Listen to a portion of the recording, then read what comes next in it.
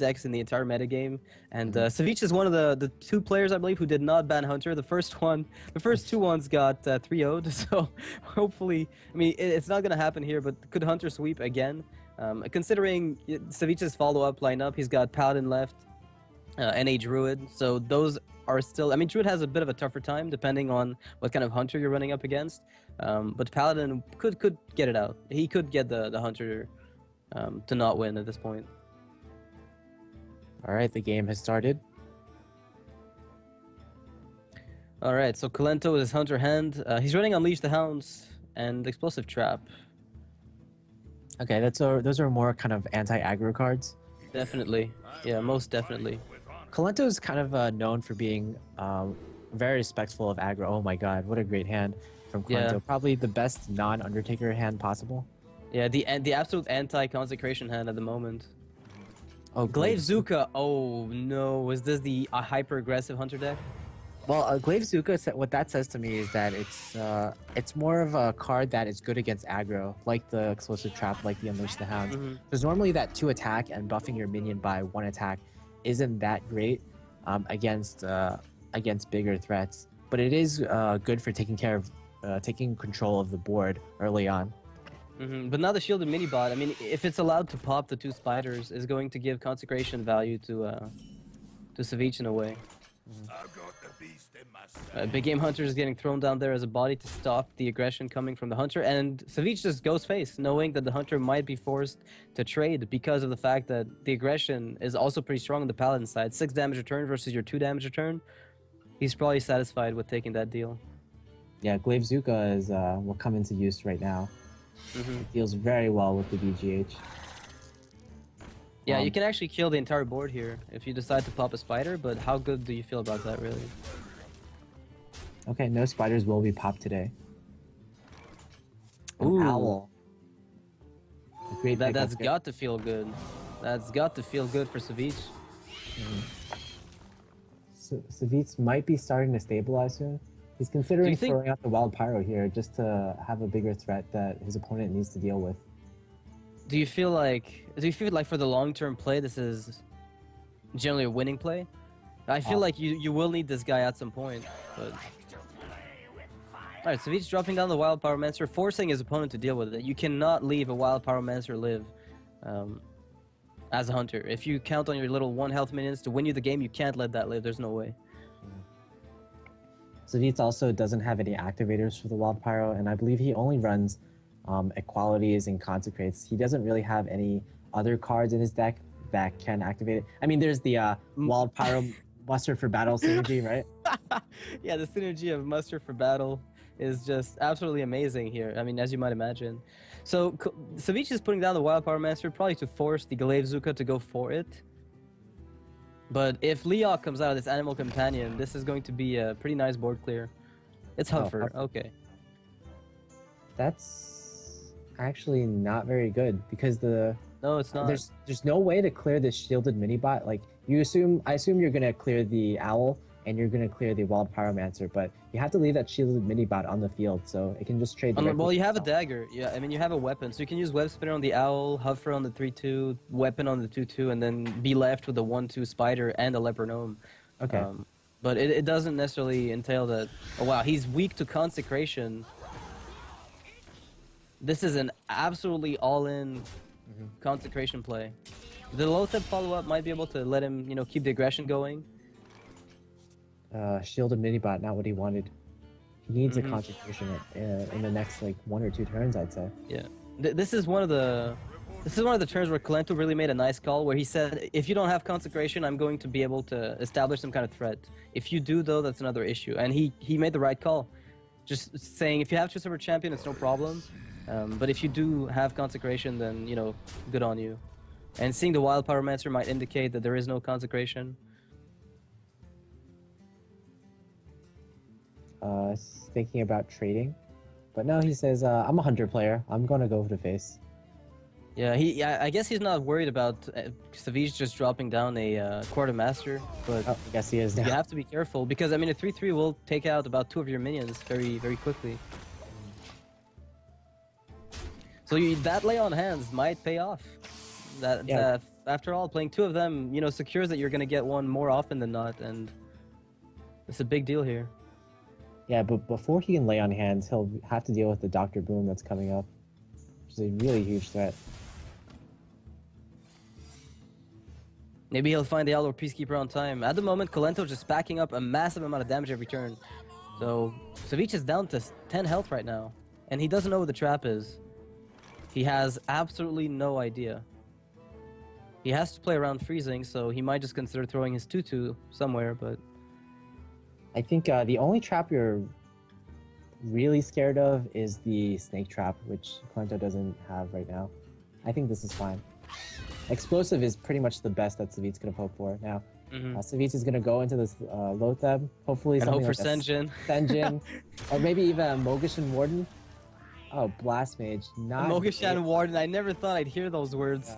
Yeah. But yes, you're right, that would have actually been quite useful.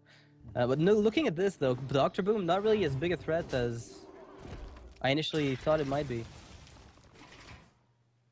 Yeah, Savjz can somewhat deal with it on the board right now. Yeah, and he's gonna draw cards off of the mini bot, of the boom bot, that is. I mean, he can heal for 8 damage, and then yeah, it's a pretty nice. I mean, it's not the best position, admittedly, but it's not, you know, the most horrible one either. I've seen much worse scenarios. And he can kill the Dr. Boom and draw infinite cards. The question here is, how big of a risk do you want to take? Like, when do you trade into the boom bot with your Acolyte, basically? I think after you've killed Dr. Boom. Like, you don't want to risk the Blast Mage dying at all? There's like a... No, I trade. I attack the Blast Mage into Dr. Boom right now, and I ignore. I just let it die. Okay, right? Savjz is gonna take a slightly bigger risk. It's like basically a 1 in 12 that the Blast Mage dies. Blast Mage dies, yeah. Yeah. So oh wow. Wow. He took a 1 in 12 basically, or 11 out of 12 for something bad to happen or something. Yeah, not mitigating bad some of the damage that he would have taken to the face in general, basically.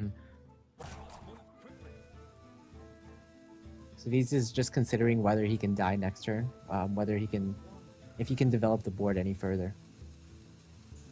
So that means he doesn't plan on lay on handing, is what this means.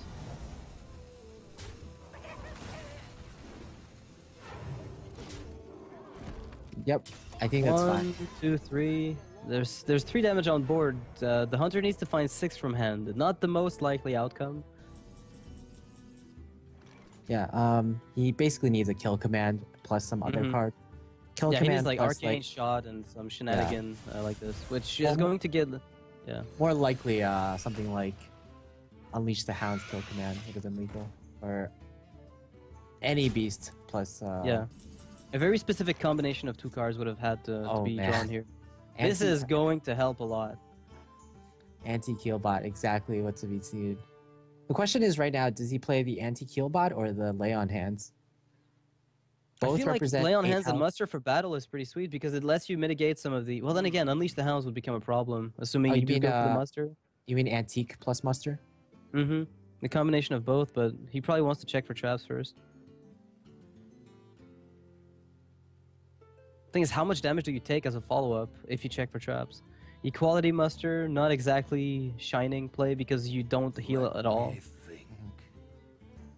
Savjz is asking himself, which one of these minions do I want to get bounced back in my hand? Is it the Aldor or is it the Harrison? You know, funnily enough, like the Blast Mage, if you bounce that back to your hand... With the heal bot?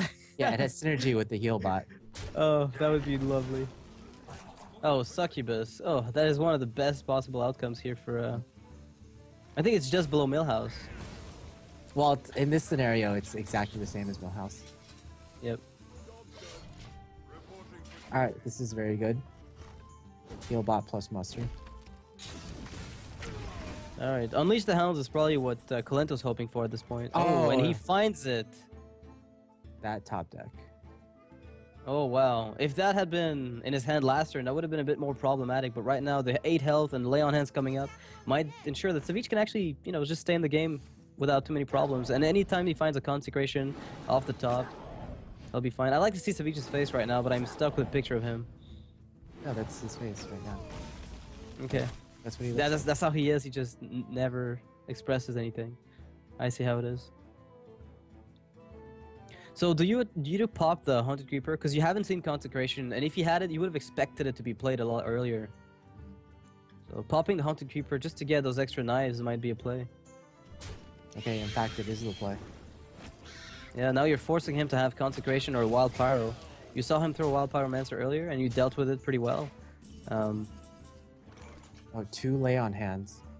Okay, so that is going to buy him the time he needs to maybe find that Consecration. But he does need to find that Consecration. Oh, there it is. He does. So do you equality to kill the juggler? Here comes the question.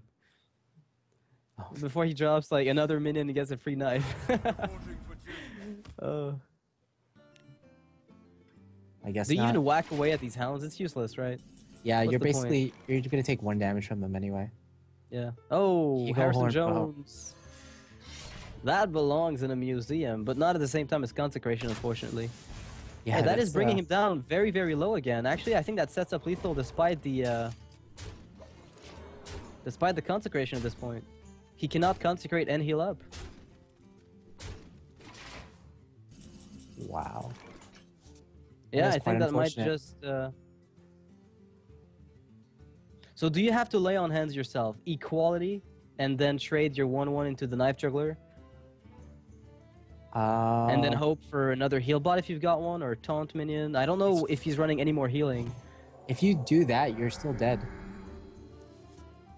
Yeah, there's no winning this, is there?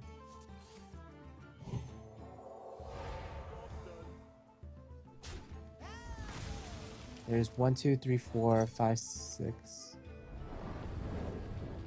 All right, well that is lethal here for Kolento, who I mean, I guess that's what you call top decking. I don't know, Yes. that Unleash the Hounds into the Eagle Hornbow was really unfortunate for Savjz, who played this pretty well, but still unfortunately fell down to the Might of Hunter. Is the prophecy going to come true though? Is he going to get swept by Hunter the way that everybody who didn't ban them did?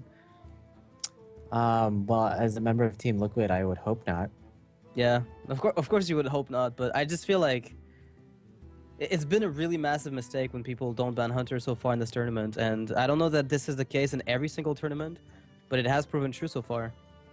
Yeah, the last game I thought wasn't too indicative of the strength of Hunter, I guess. Savjz or Kolento had to rely on that last top deck to win, so it was actually just really close overall. Yeah, you're right. I mean, a kill command would have done it as well, though. 5 damage instead of 6 would have also given him lethal. So he had like 4 outs left in the deck ish. Then again, no Undertaker was drawn from Kolento